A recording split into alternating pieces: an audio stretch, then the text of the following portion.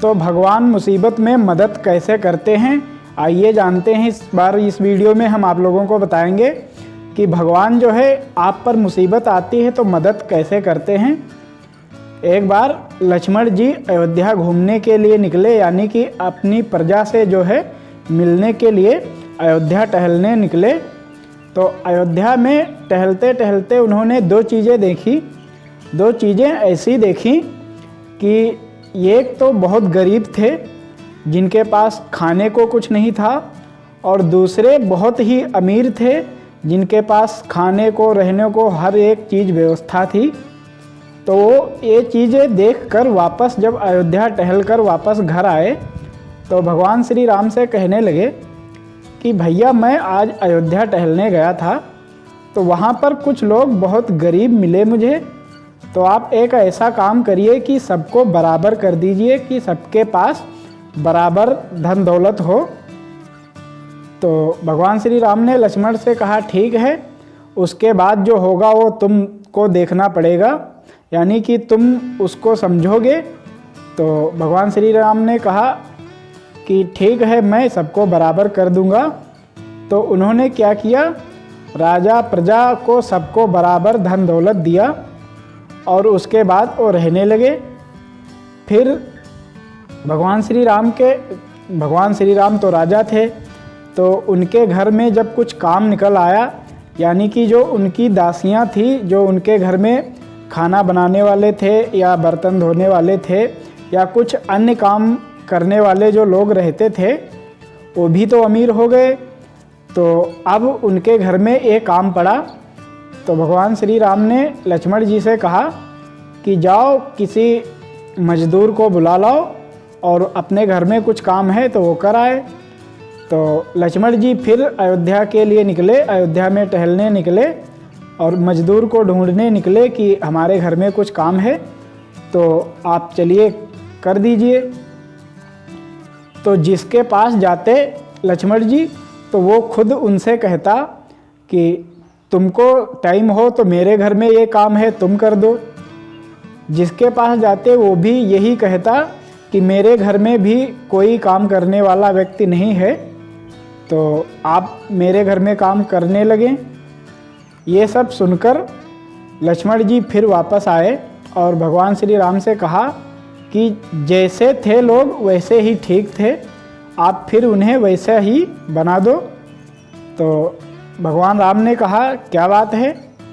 तो लक्ष्मण जी ने कहा कि मैं गया था ढूंढने के लिए, तो वहाँ पर जिससे मैं कहता कि मेरे घर में काम है चलकर कर दो, तो वो कहता मुझसे वापस कहता कि आपको समय हो तो आप मेरे घर में काम कर दें।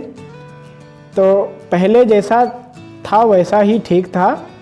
तो भगवान श्री राम ने फिर वैसा ही बनाया, कुछ अमीर और कुछ गरीब, ताकि जो अमीर आदमी हैं उनके घर में काम करने के लिए कोई मजदूर तो होना ही चाहिए। तो इसलिए कुछ आदमी गरीब और कुछ अमीर इसीलिए हैं कि जो अमीर हैं उनके घर में या उनके पास जो काम है तो कौन करेगा, इसलिए कुछ लोगों को अमीर हम लोगों को गरीब बनाया है। तो भगवान मदद कैसे, तो आइए अब जानते हैं कि भगवान मदद कैसे करते हैं।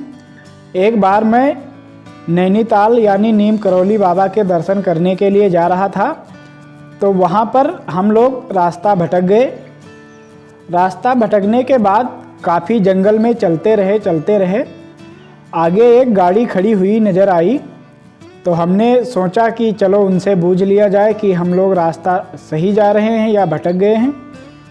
तो वहाँ पर एक गाड़ी में पूरा परिवार बैठा हुआ था, और जब हम लोग उसके पास रुके तो पूरा परिवार उतरकर रोने लगा और कहने लगा कि हमें अब आप अपना एक स्टेपनी दे दीजिए, यानी कि उनकी कार जो थी वो उनका टायर फट चुका था, तो उनके पास कोई दूसरा टायर भी नहीं था जो वो बांध कर जा सके। तो और उनके पास और उस गाड़ी में पूरा परिवार बैठा था और जंगल में उनका टायर फटा, यानी कि दूर दूर तक कोई आदमी या कोई गांव नज़र नहीं आ रहे। तो जब हम लोग पहुँचे तो वो पूरा परिवार रोने लगा और कहने लगा हमें स्टेपनी दे दीजिए। तो हम लोगों ने उनको स्टेपनी दिया और उनका टायर अपने पास रख लिया। फिर हमने उनसे पूछा कि हम कहाँ जाना चाहते हैं, नैनीताल यानी नीम करौली बाबा के दर्शन करना चाहते हैं, वहाँ जाना चाहते हैं, तो ये रास्ता सही है या गलत। तो उन्होंने कहा ये रास्ता बिल्कुल सही है, हम भी वहीं जा रहे हैं, लेकिन इस जंगल में मेरे गाड़ी का टायर पंचर हो गया था, फट गया था और मेरे पास स्टेपनी भी नहीं थी बदलने को। तो आप लोग आए और हमारी मदद की। तो भगवान खुद नहीं जाते मदद करने, वो ऐसे ही मदद के लिए कुछ लोगों को भेजते हैं।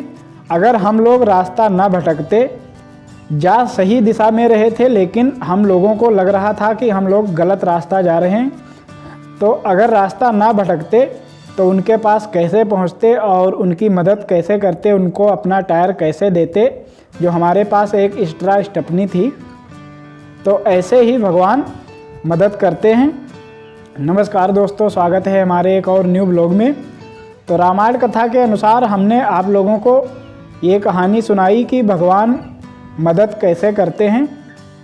तो अगर वीडियो अच्छा लगा हो तो एक लाइक करें, चैनल पर पहली बार आए हैं तो चैनल को सब्सक्राइब करें, ताकि ऐसी ही कहानी हम आप तक लाते रहेंगे। और कमेंट में जय श्री राम ज़रूर लिखें। मिलते हैं किसी अगले वीडियो में। मेरा नाम संदीप राजपूत है और आप देख रहे हैं Sandeep Rajput blog YouTube channel.